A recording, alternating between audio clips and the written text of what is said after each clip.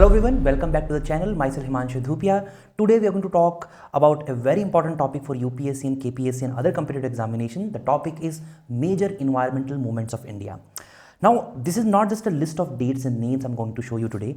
These movements show how ordinary people, how the tribal communities, women and various type of activists, they came forward to protect forest, to protect rivers, to protect biodiversity and their way of life.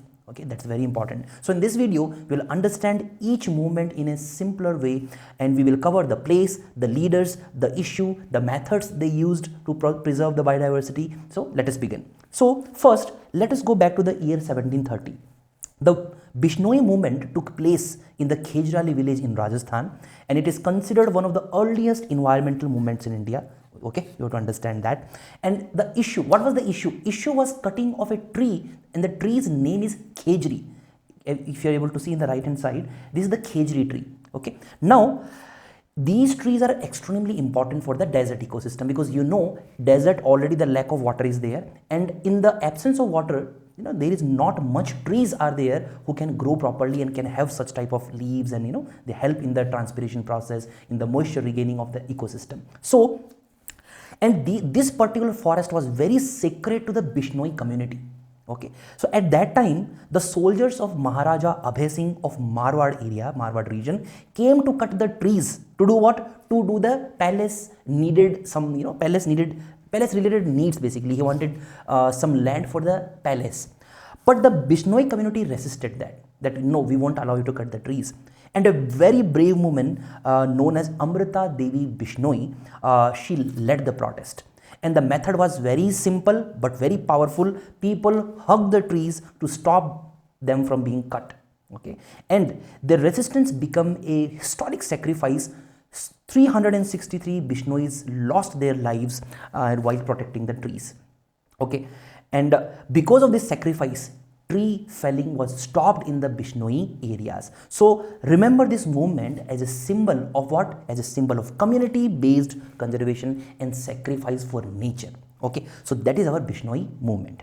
Second one is Silent Valley movement. Now, let's move to the Kerala because Silent Valley is in Kerala. So this movement happened in Silent Valley.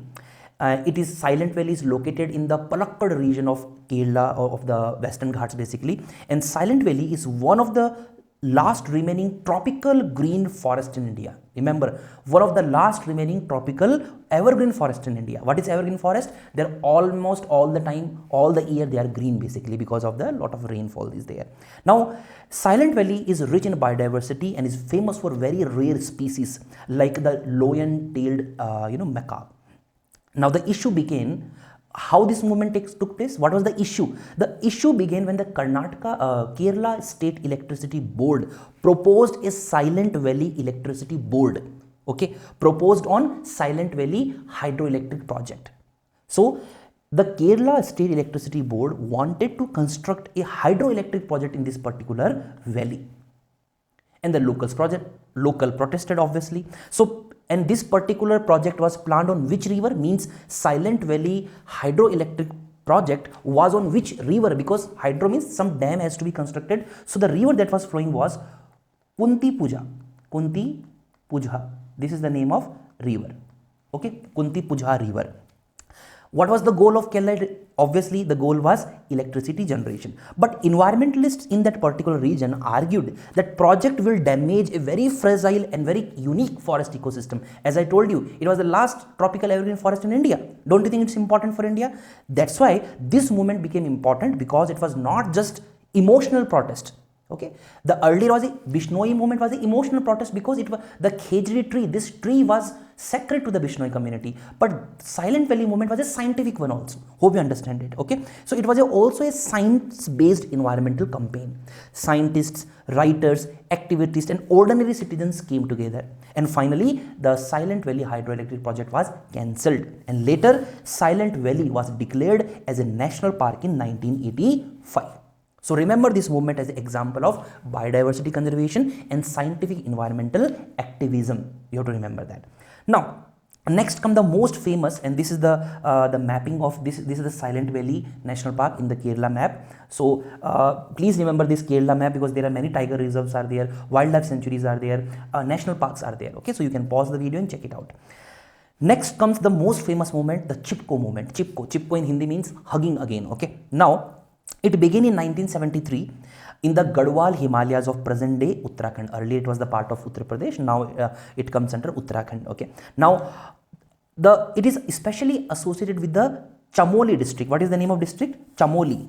In Uttarakhand, if somebody asks you where, answer is Chamoli district, and Raini village. Raini, R-E-N-I, Raini.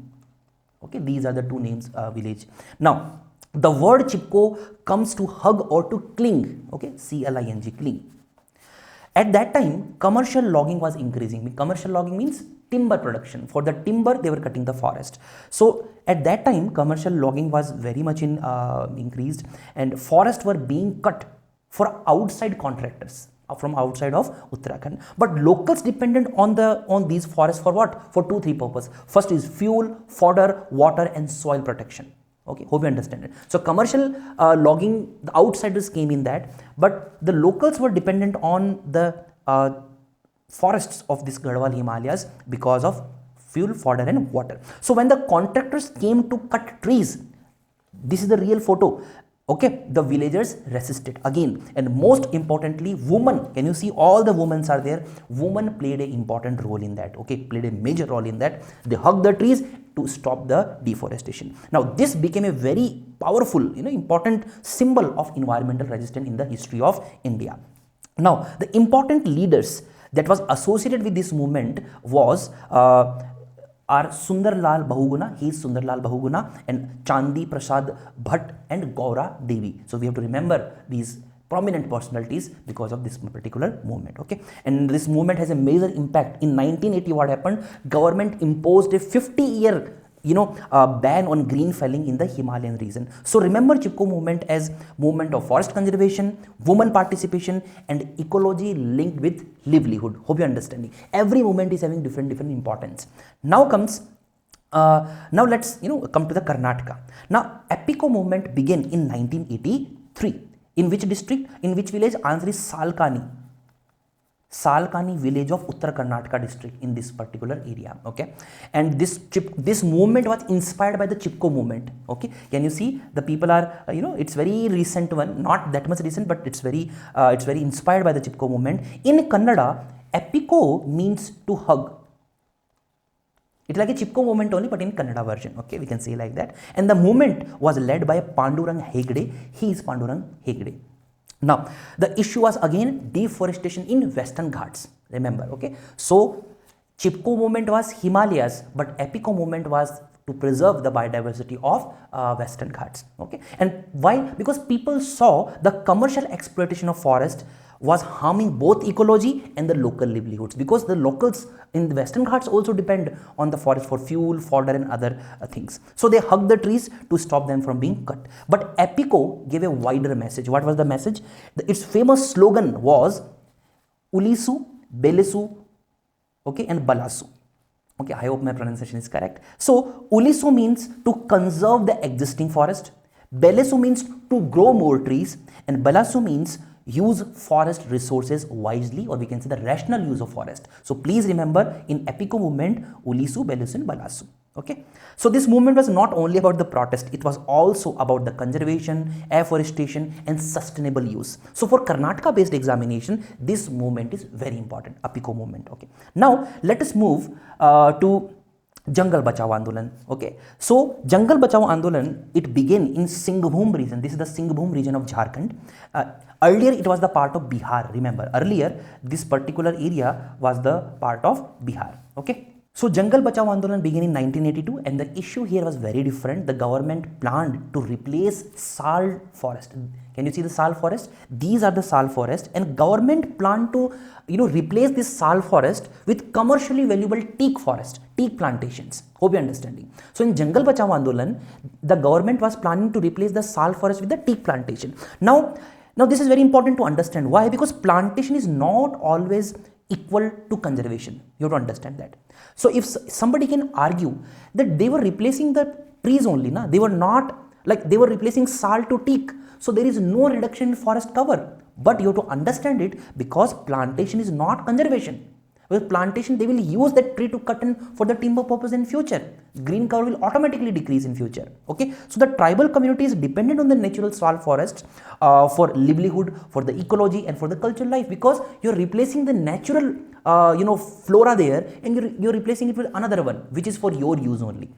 Okay, so they strongly protested. The people of Jharkhand strongly protested, especially in the Singhbhum region. They opposed the replacement of native forest with commercial plantation models, and this movement is important because it teaches us that natural forests and plantations are not same. It also highlights the tribal rights, as you can see, forest dependence and community participation in the conservation. So remember Jangal Bachao Andolan as a movement against replacing native forest with commercial plantation. Okay.